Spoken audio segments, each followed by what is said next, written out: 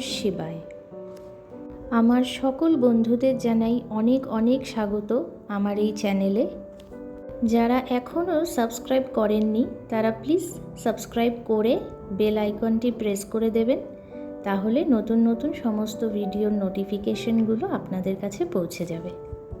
বন্ধুরা, নীল পুজো আসতে চলেছে, আর আমরা সকলেই জানি প্রত্যেকটি বাঙালি ঘরে কিন্তু মায়েরা এই পুজো করে থাকেন সন্তানের মঙ্গল কামনায়। আজকের এই ভিডিওতে আমরা জেনে নেব 2024 সালের নীল পুজোর সঠিক সময়সূচি, নীল বাতি জ্বালানোর শুভ সময় কখন, নীল পূজার উপকরণ, পুষ্পাঞ্জলি মন্ত্র ও সবশেষে ব্রতকথা। এবছর নীল পুজো অনুষ্ঠিত হবে 29শে চৈত্র 1430 সাল আর ইংরেজির 12ই এপ্রিল 2024 সাল শুক্রবার। এবছর নীল পুজোর সময়সূচি শুরু হবে আগের দিন 11ই এপ্রিল বৃহস্পতিবার সন্ধে 6টা 21 মিনিট থেকে।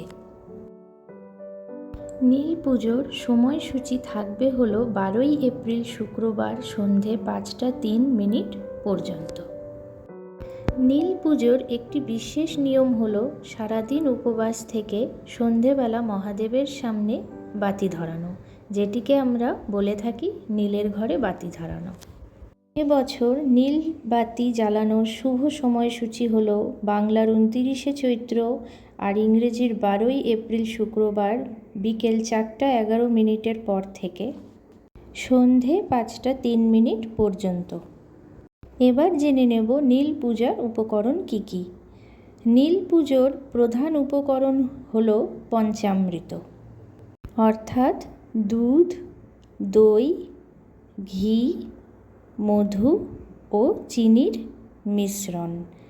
তার সাথে অল্প কালো তিলও মেশানো যেতে পারে। নীল পুজোর দিন পঞ্চামৃত দিয়ে শিবলিঙ্গের অভিষেক করে তারপর গঙ্গা জল কিংবা ডাবের জল অর্পণ করতে পারেন। আমরা সকলেই জানি দেবাদিদেব মহাদেব হলেন বেলপাতাতেই তুষ্ট, তাই বেলপাতা অর্পণ করতে হবে এবং অর্পণ করার সময় মনে মনে পঞ্চাক্ষর মন্ত্রটি জপ করতে হবে 3 বার। সেটি হলো ওম নমঃ শিবায়। তারপর এক এক করে দতুরা ফুল, আকন্দ ফুলের মালা, নীলকণ্ঠ ফুল এগুলো অর্পণ করতে পারেন। এই দিন কিন্তু মায়েরা সন্তানের মঙ্গল কামনা করে শিবলিঙ্গের সামনে ঘিয়ের প্রদীপ ধরাতে পারেন, অর্থাৎ একটি সন্তান থাকলে একটি ঘিয়ের প্রদীপ, দুটি সন্তান থাকলে দুটি ঘিয়ের প্রদীপ ধরাতে পারেন। নীল পুজোর আগের দিন সংযম পালন করতে হবে, অর্থাৎ নিরামিষ আহার করতে হবে। আর ব্রতের দিন পুজো সম্পন্ন করে আপনারা সাবু কিংবা ফল খেতে পারেন। এরপর জেনে নেব নীল ষষ্ঠীর ব্রতকথা। এক বামুন ও বামুনির 5 ছেলে আর 2টি মেয়ে ছিল। তারা খুব পুজো আর্চা করত, কিন্তু এত পুজো আর্চা করেও এক এক করে তাদের সব ছেলেমেয়েরা মারা যেতে থাকলো। তখন বামুনির ঠাকুর দেবতার ওপর থেকে বিশ্বাস চলে গেল, আর ওদের ওই জায়গায় থাকতেও ভালো লাগতো না।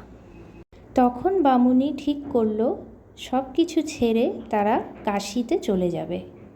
দশাশ্বমেধ ঘাটে স্নান করে অন্নপূর্ণা পূজা করে মণিকর্ণিকার ঘাটে বসে তারা মনের দুঃখে কাঁদতে লাগলো।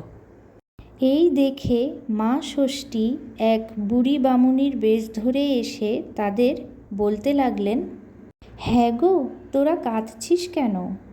তখন বামুনি বললে, আমি আমার সব ছেলেমেয়েদের হারিয়েছি, এত পুজো আর্চা সব বিফলে গেল, সবই অদৃষ্ট, ঠাকুর দেবতা বলে কিচ্ছু নেই।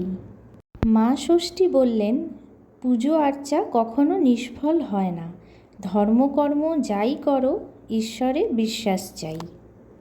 তুমি মা ষষ্ঠীকে মানো? তার পুজো করেছো কখনো?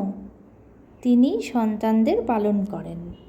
তখন বামুনি বললেন, আমি এ যাবৎকাল সব ষষ্ঠী পালন করে এসেছি, তাও আমার সন্তানরা রইল না।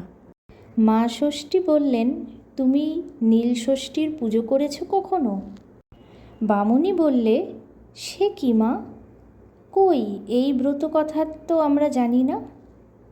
তখন মা ষষ্ঠী বললেন, সমস্ত চৈত্র মাস সন্ন্যাস হয়ে শিবের পুজো করবে, তারপর সংক্রান্তির আগের দিন সারাদিন উপোস থেকে সন্ধ্যের সময় নীলকণ্ঠ ও নীলচণ্ডিকার পুজো করে শিবালয়ে প্রদীপ জেলে মা ষষ্ঠীকে প্রণাম করে তারপর উপবাস ভাঙবে।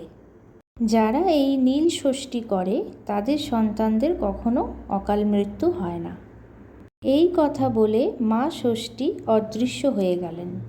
তারপর বামুন ও বামুনি দেশে ফিরে গিয়ে খুব ভালো করে নীল ষষ্ঠীর পূজা ও ব্রত পালন করলেন। বামুনি সেই কথা অক্ষরে অক্ষরে পালন করে পুনরায় মাতৃত্ব লাভ করলেন। এরপর তাদের যতগুলো সন্তান হয়েছিল সবাই দীর্ঘায়ু হলো। তো এই ছিল নীল ষষ্ঠীর ব্রত কথা।